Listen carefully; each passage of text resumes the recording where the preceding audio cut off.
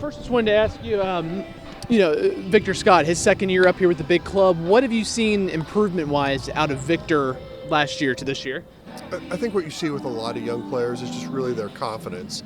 And when he was brought up last year, it was coming after an injury to a player.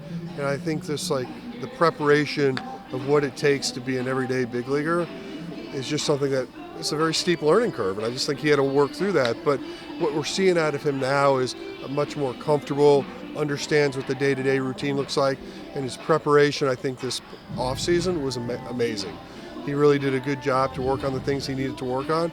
Came into camp, looked great, and he hasn't really looked back since.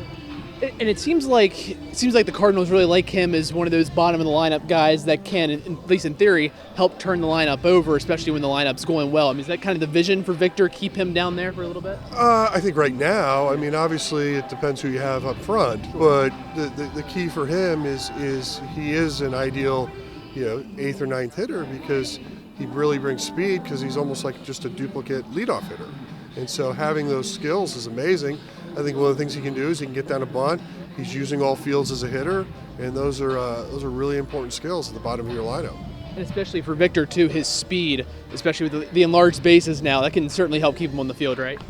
Look, I don't think he needs the enlarged bases, but we'll certainly take advantage of that. But, he's just an impressive all-around player. And then one more for you about J.J. Wetherholt, another WVU product for us. What have you seen out of J.J., especially in his first spring training this year? His poise, how he carried himself was really impressive for a young player.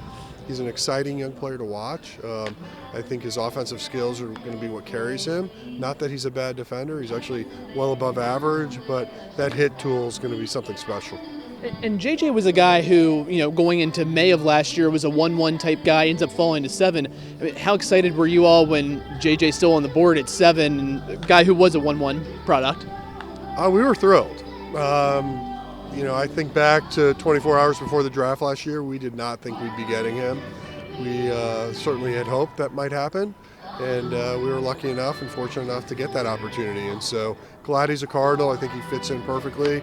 You hear a lot about players that have those characteristics of what old-time Cardinal players look like, and he kind of fits that mold.